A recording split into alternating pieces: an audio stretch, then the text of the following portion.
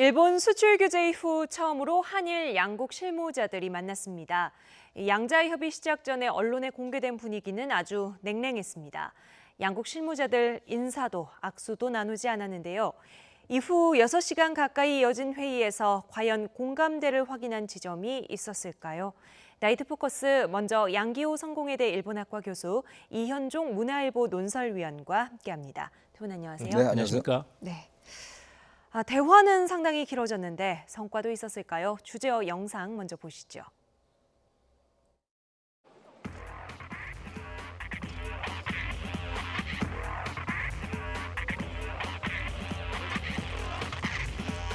최선을 다해서 우리 정부의 입장, 우리나라의 입장을 일본 정부에 전달하겠습니다.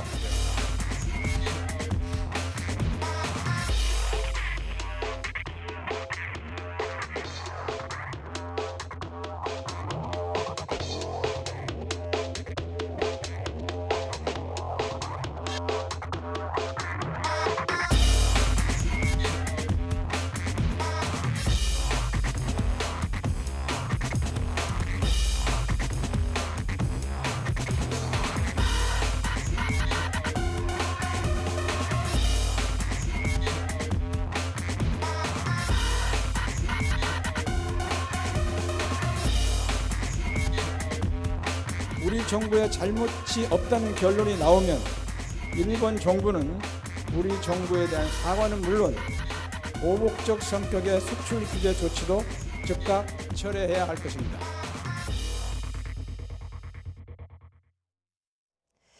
네, 일단 조금 전에 한 2시간 전에 브리핑이 있었습니다만 정확히 오늘 양국 실무자들 어떤 사람들이 어떤 자리에서 어떤 논의를 하기 위해서 만난 겁니까? 그래서 이제 이게 일본 측에서 수출 규제를 담당하는 부서가 경제산업성입니다. 네. 우리는 이제 산업통상자원부이고요. 그래서 원래는 이제 성유모 장관이 간단히 이야기도 있었고 네. 한국 측에서는 적어도 국장급 협의를 하자라고 이렇게 제안을 했었거든요. 그런 때 이제 일본 측에 상당히 격을 낮췄고 또 역시 아까 사진에도 나왔지만 역시 이제 이 사람을 대접하는 네. 손님을 대접하는 좀 모양이 아닙니다. 굉장히 홀대했다는 그런 생각도 들고. 또 이 내용 자체에 대해서 사실은 이제 모든 그런 그 중앙 부처의 이런 그 실무진 가운데 급이 있습니다. 네. 과장이 알고 있는 정보가 있고 과장이 대답할 수 있는 내용이 있고 국장 수준이 있고 장관 수준이 있는 겁니다. 네. 그런데 이제 한국 측의 요청에 대해서 사실상 이제 거절한 것이고 저기 앞에 그 패널에 붙여진 것도 있지만 이게 사무적인 설명회라고 이렇게 되어 있거든요. 그러니까 이것은 양국 간의 협의를 하는 것은 아니다. 일본 측이 왜 그렇게 수출 규제를 7월 4일부터 하고 있느냐에 대한 그 실시에 대한 이유를 설명하는 그러니까 일방적인 말하자면 일본 측의 설명을 들으라는 식의 되어 있어가지고 사실 좀 약간 이제 일본 측의 이 그 준비에 좀 문제가 있다고 봅니다. 네, 사안의 지금 중대성이나 파급력을 생각하면 장관들이 만나도 모자랄 것 같은데 지금 국장도 아니고 과장급들이 만나는 걸로 하자. 일본이 이렇게 제안을 했다는 거죠. 2시간 전에 협의가 끝났습니다. 결과 브리핑부터 듣고 이야기 이어가 보도록 하겠습니다. 이번 한국에 대한 수출 통제 강화 조치의 취지에 대해 먼저 일본 측은 국제 통제 체제 이행을 위해 한국에 대해 개선 요청을 해왔으나 재래식 무기에 대한 캐치홀 규제가 도입되지 않았으며 최근 3년간 양자 협의가 이루어지지 않아 한국을 화이트리스트 국가에서 제외한다고 설명하였습니다. 불화수소 등 3개 품목에 대한 리스트 규제에 대해 3개 품목은 국제 수출 통제 체제의 규제 대상으로 공급국으로서의 책임에 따른 적절한 수출 관리의 필요성, 한국 측의 짧은 납기 요청에 따른 수출 관리 미흡, 일본에서 한국으로 가는 수출과 관련한 부적절한 사안 등이 발생하고 있어 유사 사례가 발생하는 것을 미연에 방지하기 위해 3개 품목에 대해 조치한 것이라고 하였습니다. 네, 일단 일본에서 내놓은 설명은 기존에 계속해서 되풀이하던 것들 반복하는 것 같은데요. 그렇죠. 뭐 부적절한 사례들이 있었다라고 이야기를 하고 있고 또 6시간 동안 이제 설명을 했지 않습니까? 근데 아까 좀 전에 보셨지만 그 장소와 어떤 일본 측 그 공무원들이 나온 어떤 태도를 보면 네. 뭘 이야기하고자 하는 것인지 뭐 다 아마 표현이 될 것 같아요. 네. 특히 일본 같은 경우는 이제 격식과 이런 것들 굉장히 중요하게 여긴 나라인데 사실 저 사무실도 보면 거의 뭐 창고 같은데 네. 뒤에 뭐 의자들도 쌓여 있고 또 뭐 사실 우리가 저렇게 국가 간의 회의 때는 저런 사무실 절대 쓰지 않습니다. 자, 그런데다 팻말도 없고 우리는 양복에 이제 정장을 하고 갔는데 네. 일본 측 지금 과장급들은 다 그냥 와이셔츠 차림으로 나왔어요. 네. 그리고 뭐 서로 악수도 사실 하지 않았고 이제 이런 걸 보면 결국 이제 우리 정부에 대한 이제 홀대 그리고 뭔가 이제 불만의 표시들을 하고 있는 것이죠. 네. 뭐 내용들은 뭐 여러 가지 지금 뭐 이야기를 하고 있지만 실질적으로는 이야기했던 결국 이제 우리의 강제징용 판결이라든지 그동안 우리 정부의 어떤 대일본에 대한 여러 가지 어떤 신뢰의 문제 이런 것들을 좀 제기를 하고 있는 것이고 네. 아마 앞으로 간단치는 않을 것 같습니다. 일본 예. 측이 보면 굉장히 계획적으로 저렇게 나오고 있는 거 아니겠습니까? 예. 사실 우리 정부에서는 뭔가 어떤 협상의 어떤 그런 뉘앙스를 했지만 일본 측은 무슨 협상이냐 이건 통보다라고 이야기를 하고 있고 또 오늘 이루어진 회의도 보면 굉장히 냉랭한 게 이제 있었거든요. 그렇다 보면 앞으로 아마 한일 간의 어떤 대화 자체가 상당히 좀 어려움지 않을까, 뭐 그걸 예고하고 있는 것 같습니다. 네, 저희 뭐 앞서 주제 영상에 무성의한 준비라고 나왔습니다만 화면 보니까 무성의를 작정하고 준비한 게 아닌가 싶어요. 어떻게 보십니까, 교수님? 일본은 대체로 이제 타인 또 타국을 대할 때 좀 예의, 예절 이런 거 중시하지 않습니까? 맞습니다. 이제 일본의 뭐 일본어로 하면 이게 오모테나시라고 있는데요. 네. 그런 사람들 손님들을 맞이하는 호스피탈리티가 있거든요. 예. 굉장히 좀 극진한 부분도 없지 않아 있습니다. 또 특히 일본에서는 지금 내년 7월에 도쿄 올림픽을 앞두고 있어가지고 외국으로부터는 많은 손님들 잘 맞이해가지고 큰 행사를 잘 치르자 하는 그런 그 사실 학교에서도 그렇고 일반 사회에서도 많은 교육을 시키고 있습니다. 네. 근데 저 장면이라는 건 상당히 이게 더구나 가장 가까운 이웃 나라 전략적인 이익을 공유하는 한국에 대해서 상당히 너무나 지금 냉대하고 있다라는 생각이 듭니다. 예. 사실 저 장면은 이제 처음 보는 장면도 아니고요. 이제 작년 11월 이후에 작년 10월 말에 이제 한국 대법원에서 강제징용 대법원 판결 예. 보상 판결이 있었는데 사실 당시 이제 이수훈 전 대사가 4번 외무성에 처치됐습니다. 네. 거의 뭐 전무후무한 정도의 기록이거든요. 예. 그래서 이제 항해 표시로 사실은 이제 고노타로 외무대신을 만났는데 악수도 청하지 않고 그냥 그 앉으라는 식으로 해가지고 굉장히 조금 외교상의 결례를 한 적이 있습니다. 네. 근데 그런 것들을 보게 되면 일본 측에서 상당히 이제 불만이 누적돼 있고 그 표시가 지금 드러나고 있습니다만 사실은 저것은 이것은 좀 이건 적절한 사례가 아닙니다. 이것은 네. 이건 외교적으로 풀어야지 이런 그 현장의 실무자들끼리 이렇게 신경을 날카롭게 돋구면서 네. 상대방을 홀대하고 사실은 저런 것은 오래 기억에 남습니다. 그리고 한국의 산업통상자원부하고 일본의 경제산업성은 라이벌 관계이기도 합니다만은 사실 굉장히 협력하는 관계입니다.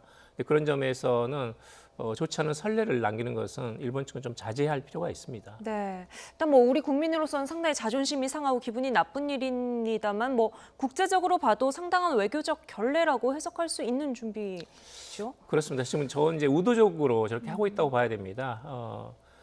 일본에서는 뭐 준비 같은 거 굉장히 꼼꼼하게 하고 모든 회의 같은 것도 보통 3개월 아니면 6개월 정도 전부터 회의를 해가지고 일종의 동선이라든지 아니면 사무실에 나올 직기라든지 아니면 초청 인사 리스트 그다음에 뭐 분단위까지 일정이 다 쪼개져 가지고 결정이 네. 돼 있거든요. 그런데 지금 공식적인 부처끼리 저렇게 회담을 한다는 것은 상당히 이례적인 겁니다. 아마 글쎄요, 일본 외교사에서는 저런 건 아마 없었다고 봅니다. 네. 저건 상당히 적절하지 못합니다. 네. 일본 정치권과 언론은 연달아서 우리나라의 대북 제재 위반 가능성을 언급하고 있습니다. 청와대가 오늘 역공에 나섰는데요. 국가안전보장회의 NSC 사무처장의 발표 보고 오시죠. 일본 정부는 우리 정부의 규범 불이행 및 부적절한 행위 등에 대해 명백한 증거를 제시해야 할 것입니다. 우리 정부는 상호 불필요한 논쟁을 중단하고 일본 정부의 주장이 사실인지 여부를 명백히 밝히기 위하여 유엔 안보리 전문가 패널 또는 적절한 국제기구에 한일 양국의 4대 수출 통제 체제 위반 사례에 대한 공정한 조사를 의뢰할 것을 제의합니다.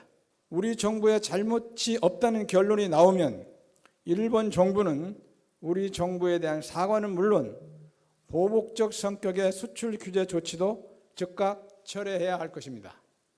또한 일본의 위반 사례에 대한 철저한 조사도 함께 실시되어야 할 것입니다.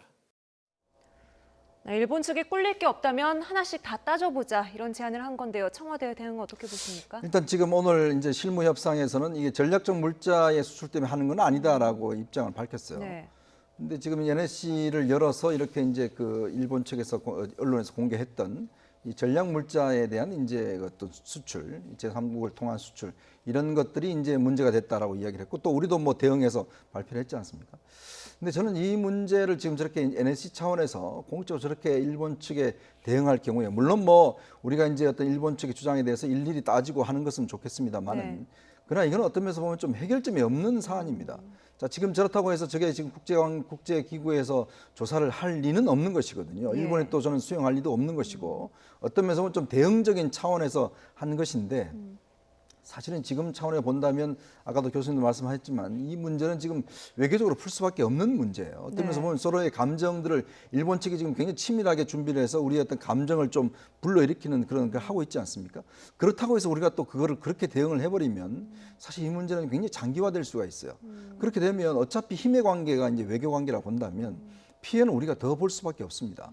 자, 그러면 우리 기업이 예를 들어서 지금 수출이 중단이 돼서 만약 이제 공장을 중단시킨 사태가 온다고 한다면 이건 우리한테 굉장히 직접적인 피해거든요. 그렇다면 정부의 역할은 결국은 이렇게 되지 않도록 하는 게 정부의 역할이죠.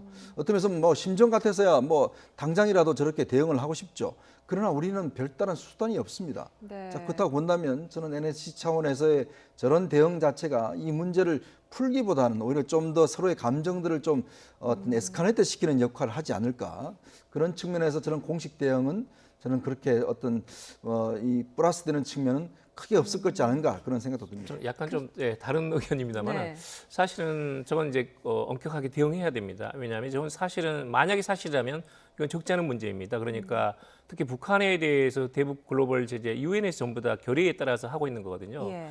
만약에 일본 측에서 한국으로부터 남한으로부터 북한에 전략 물자가 유출됐다라는 것을 입증을 해야 됩니다. 네. 입증하지 않으면 일본 측이 거짓말하는 것이고 그리고 어떤 국가든 간에 만약에 지금 북한에 대한 대북 제재의 원칙을 지키지 않고 함부로 전략 물자를 유통해 가지고 만일에 일본 측이 주장한 것처럼 애칭가스가 북한으로 넘어가 가지고 그것이 생화학 무기가 되고 그것이 일본을 향한 미사일에 탑재되어 있다면 그건 심각한 문제가 되는 겁니다. 예. 또 만약에 그런 무기가 있다면 일본에 대해서 위협이 되겠습니까? 우리에 대해서도 위협이 되는 것이고 그래서 사드 미사일을 배치하려고 하는 것인데 그게 우리가 이게 자충수를 두는 법이 있겠습니까? 그러니까 이것에 대해서는 저는 엄격하게 지금 사실은 이제 일본 측이 무리하게 이게 있지도 않은 사실을 그냥 뜬 소문을 가지고 한국 측이 이렇게 유출했다라고 하고 있는데 네. 사실은 지금 화면에 보이는 게 산케이신문 어제자 일면이거든요. 지금 생화학 무기를 포함해서 대량 파괴 무기 제재로 전용 가능한 전략 물자를 우리나라가 북한 후 그게 부정 수출했다 이런 내용으로 지금 기사가 뜬 거죠. 맞습니다. 저게 지금 참여 선거를 앞두고 아베 정권에서 이 북한 위협론을 다시 짚어가지고 보호수층을 결집시키려는 그런 수단이거든요. 근데 저기에 대해서 저는 강경 대응해야 된다고 봅니다. 네. 그리고 일본 측에서 지금 여러 가지 하태경 의원실에서 나오고 있습니다만 일본 측 경찰에서 공안청에서 나온 그 자료들이 있습니다. 예. 여기에 따르면 일본이 오히려 태국이라든지 중국이라든지 이란에다가 전략 물자를 밀수출했다는 네. 그 증거가 있습니다. 네. 따라서 여기에 대해서는 청와대 NSC의 이런 그 주장대로 만약에 일본 측이 한국 측이 거짓말을 하고 있다면 또는 일본 측이 거짓말을 하고 있다는 한국 측의 주장에 따른다면 공이 이걸 다 가져가 가지고 유엔 등 포함해 가지고 국제법 기구에서 여기에 대한 그 심판을 받는 것이 좋습니다. 네. 그런 식으로 우리 측도 적극적으로 여기에 대해서 대응해야 된다고 봅니다. 네, 조금 전에 말씀하신 내용은 바른미래당의 하태경 의원이 어제 공개한 내용인데요. 오늘 새로운 자료를 또 공개했습니다. 기자회견 보고 오시죠. 대량 살상 무기 관련 물자 부정 수출 해서 형사 사건 걸린 것들. 그래서 일본 경시청이 조치한 사건들을 일본 경시청 아무튼 거기서 찾았습니다. 이 중에서 유엔 대북 제재가 발동한 게 2006년 10월인데요. 2006년 10월 이후에 부정 수출 사건들이 16건입니다. 이 16건에 있어서 각각의 그 경찰 조치들이 정리가 되어 있습니다. 이 내용을 분석해 보니까 일본이 이란 등 친북 국가에 대량 살상 무기 물자를 밀수출했었다 하는 사실을 확인을 한 겁니다. 네, 하태경 의원이 어제 공개한 내용은 일본이 북한에 밀수출을 했다는 것이고 오늘 추가로 나온 내용은 북한만이 아니라는 겁니다. 이란 같은 나라들까지 포함이 됐어요. 그러니까 지금 경시청에서 이제 적발한 자료죠. 사실 이게 일본 정부에서 한 건 아니지 않습니까? 일본의 이제 어떤 업체들이 사실상 저렇게 이용을 해서 경시청에 적발한 상황이고 또 우리가 지금 쪽에서 나왔던 자료도 보면 우리 측 업체들이 부정 수출했던 부분들을 우리 정부가 적발한 사례거든요. 네. 자, 그렇다면 이제 어떤 면에서 보면 양측 정부가 이걸 뭐 한다든지 이런 건 분명히 아닌 거 아니겠습니까? 그걸 철저히 하고 있다는 하나의 증거겠죠. 예. 자, 그렇다면 이 부분과 관련해서는 저렇게 공개적으로 이런 문제를 대응을 해서 과연 이게 어떤 면에서 보면 플러스가 될 것인가 이 문제를 제기하는 거예요. 왜냐하면 계속 감정 싸움을 그렇죠. 할 왜냐하면 이게 것이다. 예를 들어서 이게 뭐 정부 차원에서 하고 하면 분명히 따져봐야 될 뿐이죠. 그다음에 대북 지금 제재 패널이 유엔 차원에 다 있지 않습니까? 네. 자, 그렇다면 이거는 우리가 그쪽에서 예를 들어서 이거를 감시를 하면 되는 것이고 그 부분에 대해서는 이제 책임을 지면 되는 것인데 이걸 이제 어떤 면에서 보면 이런 대립으로 가버리면 지금 대북 제재와 관련된 것들로 가버리면 네. 이게 상당히 이제 안보 문제와 관련해서 이게 어떤 좀 굉장히 충돌 지점이 더 넓혀질 수가 있는 거거든요. 네. 자, 그렇다면 이게 어떤 문제를 푸는데 과연 도움이 될 수가 있을 것인가? 라는 문제에 대해서는 저는 이제 의문을 제기를 한 거죠. 이거 예. 자체는 물론 따져봐야 될 문제입니다만은 그러나 이것을 이렇게 공개적으로 대응을 해서 저쪽에서도 지금 일단 일본은 언론을 통해서 이제 흘려버리지 않습니까? 예. 이걸 절대로 지금 자기들이 나서서 이 문제를 제기하지 않습니다. 굉장히 언론 극우 매체를 통해서 이제 흘리고 있으면서 우리를 자극하는 거거든요. 그런데 우리는 이제 NSC 차원의 대응을 하는 것이죠. 이제 그렇기 때문에 자칫 이 문제가 우리가 이제 오히려 말려들어갈 수도 있다. 저는 그런 지점을 좀 우려를 하는 아니, 겁니다. 네. 그것은 저는 좀 다른데요. 이건 사실 지금 일본 측에서 화이트리스트 백색 국가에서 우리를 배제하려는 제외하겠다. 명분 축적이거든요. 그러니까 안보상의 이유라는 것은 예를 들면 대북 문제는 굉장히 심각한 것이고 이건 국제사회에서 대북 북한에 대한 제재를 하자고 약속을 한 건데 한국 측이 위반을 하거나 일본 측이 위반을 했다면 큰 문제가 되는 겁니다. 네. 그러니까 이 부분에 대해서는 뭐 그야말로 지체 없이 국제적인 사회에서 국제사회에서 국제법 기구에서 여기에 대한 심판을 받는 게 낫습니다. 근데 그리고- 국제 기구에서 이제 심판을 받으려면 일본이 여기 동의를 해줘야 되는 단계가 필요하죠. 맞습니다. 만약에 일본이 가지 않더라도 일본은 지금 화이트리스트에서 배제하는 것이 목적이니까 거기에 대한 명분이 있어야 되지 않습니까? 그러니까 저는 주장을 하는 건데 우리는 지금 입장으로서는 지금 수출 규제 세계 품목뿐만 아니라 앞으로 화이트리스트에서 제거하는 것은 최소한 막아야 됩니다. 적어도 화이트리스트에 제거되게 되면 일본에서 한국으로 수출하는 대부분의 전략 물자, 핵심 부품들은 다 포함되게 됩니다. 네. 근데 그것은 저는 막아야 된다고 보고 있고 그러려면 여기에 대해서는 정정당당하게 일본 언론과 국민에 대해서 일본 사람들이 좋아하는 국제법 좋다. 그럼 이걸 가지고 가가지고 한국, 일본이 국제사회에서 한번 같이 검증을 받아보자. 누가 거짓말을 하고 있는지. 네. 라는 쪽으로 적극적으로 대응해야 이것은 나중에 약점을 잡히지 않습니다. 지금은 청와대에서 저는 제대로 대응하고 있다고 봅니다. 화이트리스트에서 우리나라가 빠지게 되면은 그 이후의 파장은 어떻게 됩니까? 어떤 변화들이 저는 생기게 이제 되나요? 사실은 이제 별 다른 건 없습니다. 이제 화이트리스트가 사실 우리가 예전부터 있었던 것이 아니라 2004년에 이제 일본에서 화이트리스트로 다시 추가한 겁니다. 네. 그런데 이제 당시는 2002년에 월드컵도 있었고 그다음에 이제 1998년에 김대중 정부의 한일 파트너십 선언도 있고 해가지고 한류 붐이 일어나는 한일 관계 좋아지는 시기였거든요. 네. 그래서 추가가 된 겁니다. 그런데 아시아에서 화이트리스트가 돼 있는 나라는 한국밖에 없습니다. 싱가포르도 안 돼 있고 중국이나 대만은 아예 처음부터 없었습니다. 예. 그리고 유럽 국가도 여기는 안 들어와 있거든요.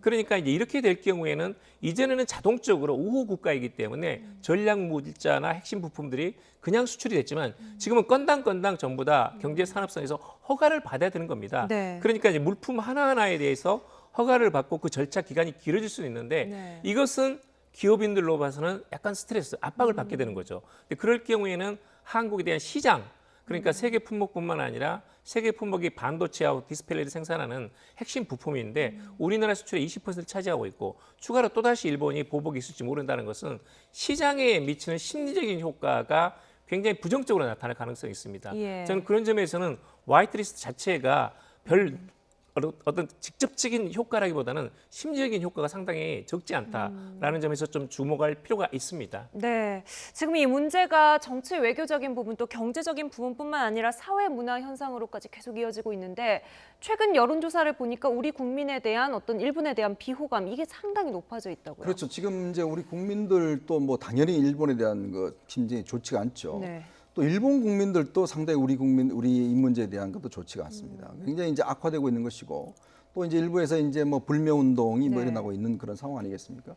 일본도 마찬가지로 사실은 이 아베 조치가 일본 내에서 물론 뭐 일부 언론에서 이제 비판적으로 봅니다만은 또 일본의 젊은 세대 같은 경우도 이 부분에 대해서는 그렇게 부정적이는 않습니다. 네. 그러니까 그렇다 본다면 아베가 결국 이제 일본 내에서 여러 가지 이제 직장도 많이 뭐 일자리도 많이 만들고 등등 해서 이런 네. 부분들을 좀 호응을 받고 있는 그런 상황 같아요.